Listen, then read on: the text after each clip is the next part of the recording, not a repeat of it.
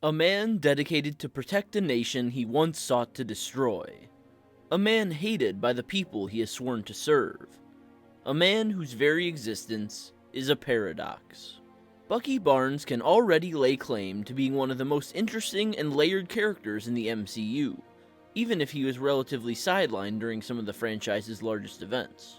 However, with all the coverage over Captain America: Brave New World, both positive and negative, I cannot help but think placing the character of Sam Wilson in the Stars and Stripes is a colossal misstep. The man behind the shield should be Bucky Barnes. Hello everyone, and welcome back to Exploring Fiction. Though Tony Stark, played immaculately by Robert Downey Jr., may have been the heart of the MCU, Steve Rogers, portrayed by Chris Evans, was the soul. Both men were allowed a cathartic ending at the conclusion of the Infinity Saga, but unlike Iron Man, someone still had to be Captain America. Steve passed the shield to Sam Wilson, a likable character in his own right, but in doing so passed over a much more complex character in Bucky Barnes, and with him, a much more interesting story. So, what exactly would Bucky Barnes have been like as Captain America in the MCU? And why would it have been so compelling? Let's explore. Steve Rogers chose Sam Wilson.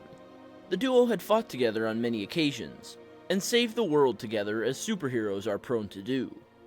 Cap fought with his strength, speed, resolve, and heart, while Falcon harnessed technology, along with undying loyalty to his friends.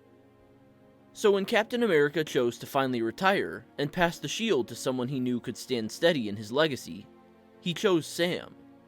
And while the Falcon is a respectable choice, Bucky Barnes would have been so much better. It is true, Bucky in the MCU has had a checkered past. He was the lovable sidekick to Steve in Captain America: The First Avenger, a highly underrated film in my opinion, and fell to his supposed death near the climax. Then, in The Winter Soldier, he was one of the primary antagonists, used to showcase Steve's loyalty to his friends and to doing what is right. By the time of Civil War and onward, Bucky is once again a hero, though the demons from his past never let him, or the general world populace, forget what he had been. But this very reason is why Bucky Barnes, the former Winter Soldier, would have been the more compelling choice to take on the responsibility of Captain America. Aside from his superpowers, which align much better with Steve's powers than Sam's ever would, there is an inherently complex and interesting story to tell with a Captain America like Bucky. Whereas Sam Wilson is another strict do-gooder, Bucky Barnes was once an enemy of the state, and is now reformed. If Steve had passed the title of Captain America to Bucky, the whole world may have been against him. The government, the US population, everyone. Bucky was a former criminal, quite possibly the #1 enemy of America. If Steve had named him Cap, Bucky would now be its absolute champion. Imagine a story something like this. At the conclusion of Endgame, Steve decides to pass the shield to Bucky. He knows his best friend's dark history, especially his efforts to undermine America and all it stands for during the years he was frozen in ice. But the two men have made amends, and Steve never even lost sight of the good man he knew from their days in the military and before.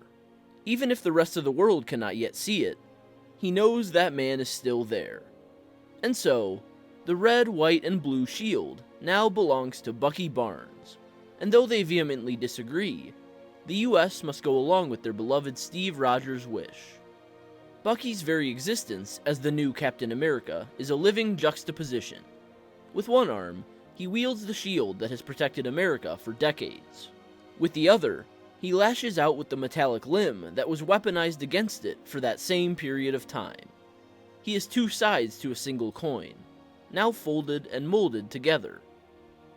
There will be no replacing Steve Rogers, no imitating the first Avenger. Instead, the new Captain America is not a perfect idealization of all America's values rolled into a single man. The new Captain America is a troubled individual, once an enemy, and now a tepid ally, striving to follow the example of his best friend in order to do what is right. Bucky is more brutal, more blunt, and more unforgiving, but he saw and experienced firsthand what Steve's demeanor could mean and do. He would attempt to embrace the spirit of the Stars and Stripes, fighting for America even if none in America fight for him.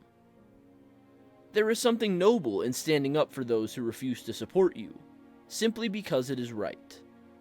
Bucky Barnes as Captain America would be the embodiment of this. He would receive no love, feel no warmth, experience no adoration from America or its citizens, but he would fight for them anyway. Bucky was called by Steve to take up this burden, and so carry it he shall. While the story of John Walker as Captain America was also captivating, mainly due to his struggle to live up to the expectations set by Steve Rogers, Bucky Barnes would have had to face even more backlash. Not just from men in Washington, but from the everyday folk of the US. A former soldier turned enemy agent turned Captain America would have been the figurehead of the greatest nation in the world, the man chosen to stand for what is right, just, and true. Every day, Bucky would have had to contend with doubts over his worth and nightmares of his past sins. A haunted, torn Captain America fighting for what is right, despite a lack of moral clarity and public support, would have made for a satisfying step in the journey of Steve Rogers' sidekick. Instead, Bucky Barnes is yet again relegated to the side, and his enormous potential along with him. Thinking of Bucky Barnes as Captain America in the MCU is simply thinking about what could have been. So, that's all for this video. Leave a comment with your thoughts, I'd love to hear them. Leave a like if you enjoyed, and subscribe if you're new here, I'd love to have you. Visit my website russellawellsauthor.com for exclusive reviews, fiction, and more. And sign up for my mailing list for free exclusive content. The links for both are in the description below. And, like always, I will see you next time.